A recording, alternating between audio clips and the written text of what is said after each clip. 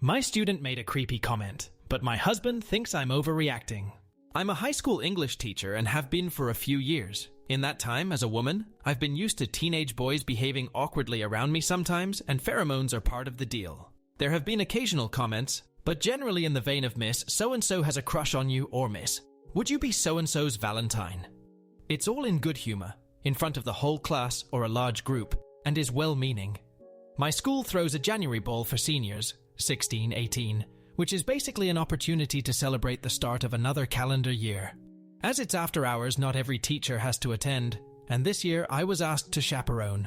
There is no alcohol permitted, but obviously some of them sneak in hip flasks and so on. During this month's ball, 2 students were huddled at a table in the corner of the hall, not dancing, just keeping to themselves. I know them well as problematic students who have difficulties socially, but also perform poorly academically, so they don't fit in with the popular crowd or the nerdy lot. We have some of these every year. Poor hygiene, greasy hair, long fingernails, that sort of thing. Immediately, I could tell they had been drinking, from the way they spoke and smelled, and asked them to hand over any alcohol they had. One of the boys, call him Stuart, started protesting. He said the following, and I'm 100% sure this is what he actually said. "Come on, miss. Don't pretend you won't open that bottle of Bailey's when you get home, feet up in your dressing gown, watching the new TV. Give us a break." Now, as soon as he said this, I felt my heart drop into my stomach and got cold all over. I had just bought a bottle of Bailey's Irish cream for myself the weekend before the dance. I am in the habit, on nights where I don't have much marking planning and want to treat myself, of having a bath and watching a movie series in my dressing gown. My husband bought a new television over Christmas. I asked him how he knew those things, and he feigned ignorance, basically saying it was a lucky guess. I was so shaken that I left them, and a short while later they both left. But that night I could barely sleep, and my paranoia kept growing. I simply cannot believe that he could have guessed all 3 those things. One maybe, but no way, all 3. My husband is away for work currently. I phoned and told him about it, and he basically downplayed my concerns, saying I probably mentioned those things to my class at various points, and this student has just remembered it. But I would never mention those things, I just wouldn't, and I'm sure I haven't. I've become more skittish at home when I hear noises. I only live in a small house, but when I arrive home from buying groceries, I check every single room and cupboard before I lock the doors. I've also arranged to have the locks changed. When cars stop outside the house, I turn all the lights off and peek at them through the blinds. I'm having trouble sleeping. In class, this student is quiet and the same as ever, not completing homework assignments. Distracted in class. My husband is growing increasingly exasperated and worried more for my mental health than the possibility this student could somehow know details of my personal life.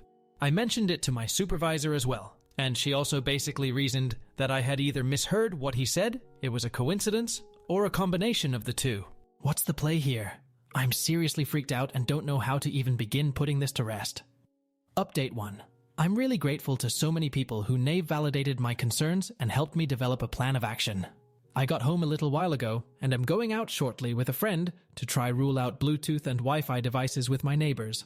After that, the 2 of us will try and conduct a meticulous search of the house for any concealed devices, using the lights out phone camera trick some people recommended, and some other tips I found online.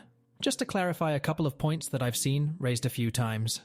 Dressing gown is a really common term here in England for what Americans might call a robe.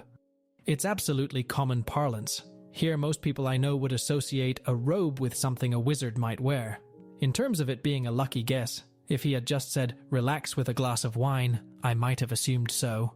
But the dressing gown comment plus the Bailey's comment when I had just bought a bottle, and the explicit mention of a new television, which I am 100% certain I did not misinterpret, these things make it so much harder to write off as a coincidence.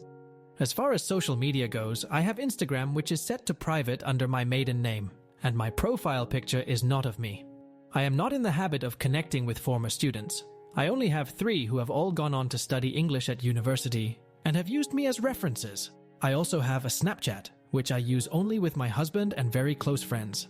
I have posted nothing about my new television, and I also don't think I've mentioned this to colleagues, let alone to students. Certainly I said nothing about the Baileys I just bought.